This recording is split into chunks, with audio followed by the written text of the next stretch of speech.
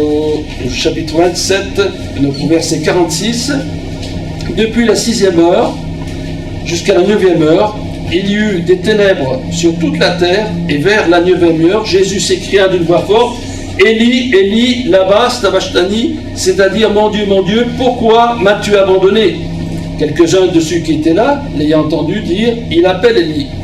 Et aussitôt l'un d'eux courut prendre une éponge qu'il remplit de vinaigre, et l'ayant fixé un roseau, il lui donna à boire.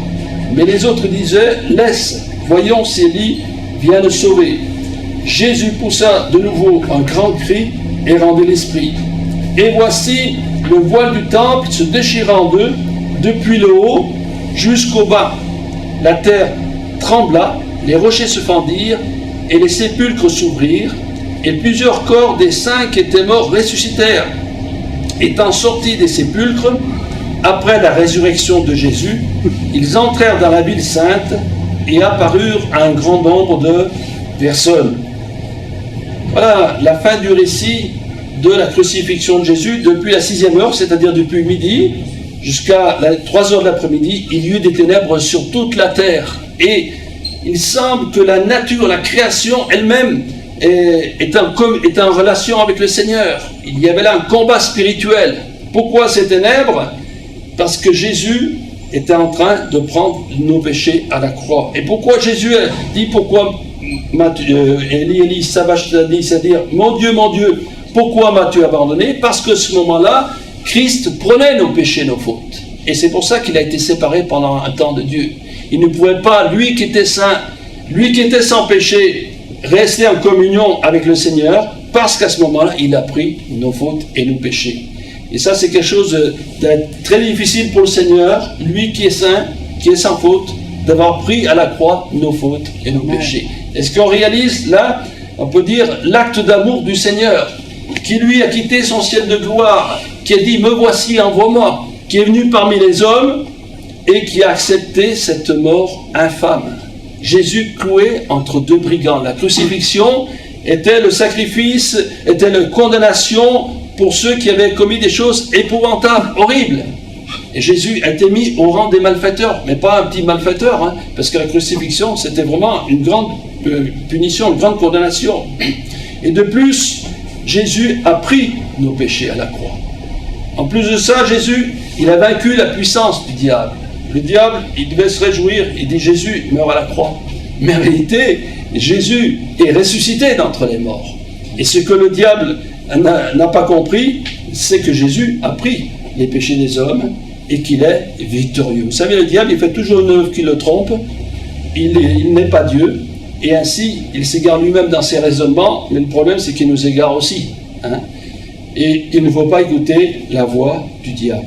Donc, pendant ces moments de ténèbres, il y a eu ces ténèbres sur toute la terre, et il y a eu un combat spirituel, et Jésus a vaincu l'adversaire de notre âme, et il a pris nos péchés.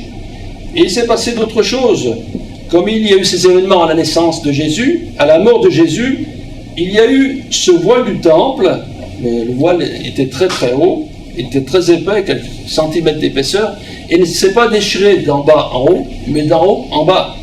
Et cela, ça nous montre que ce voile qui séparait le lieu du saint du lieu très saint a été déchiré.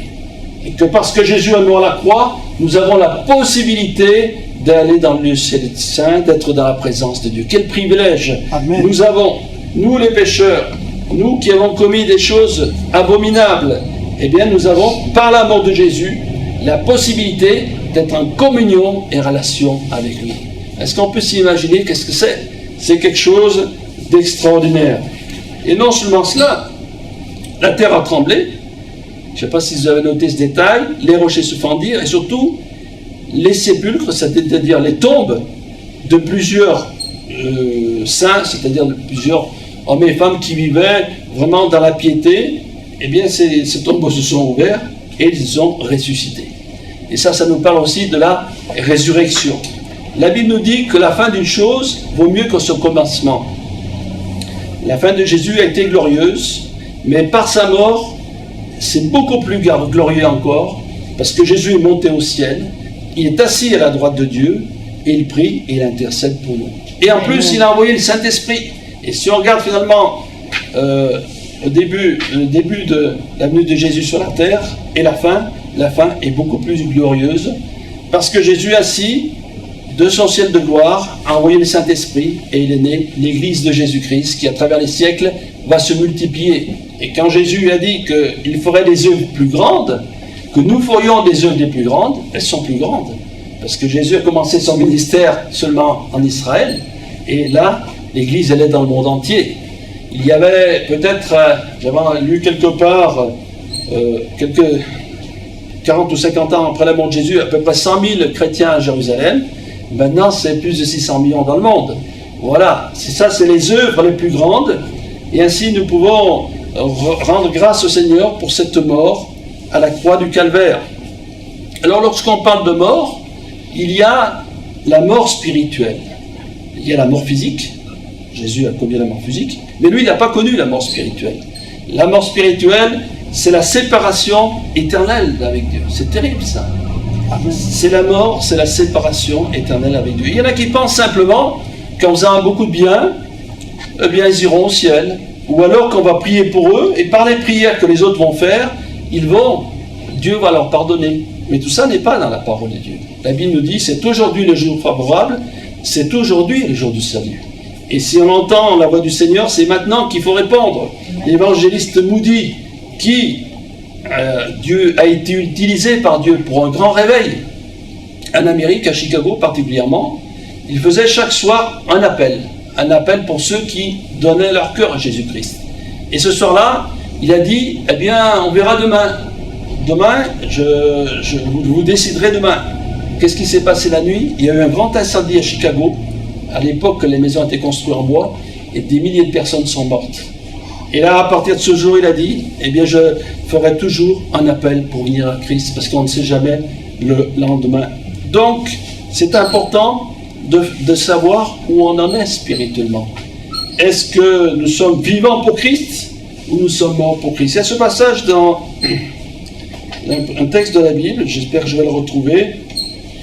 C'est dans l'épître de Paul aux Éphésiens, qui nous décrit notre condamnation. Au chapitre 2, il dit « Vous étiez morts par vos offenses et vos péchés, dans lesquels vous marchiez autrefois, sur le train de ce monde, selon la puissance de l'air, de l'esprit maintenant, dans les fils de la rébellion. Vous étiez morts dans vos offenses et vos péchés. » Et on peut être en bonne santé physique, humainement parlant, et être mort. On est mort comment? À cause du péché, on est mort parce qu'on n'a pas l'Esprit de Christ en nous.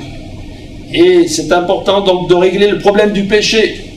Et celui ou celle peut-être qui n'a pas fait la paix avec Dieu, et même un enfant, il peut comprendre ces choses. Il y a des enfants à 5-6 ans, ils ont demandé pardon pour leur péché. Parce qu'on a toujours péché. Un enfant, on a menti aux parents, on a pris un peu d'argent pour acheter des bonbons, enfin on a fait des choses, vous savez ce que c'est. Bon, on a péché.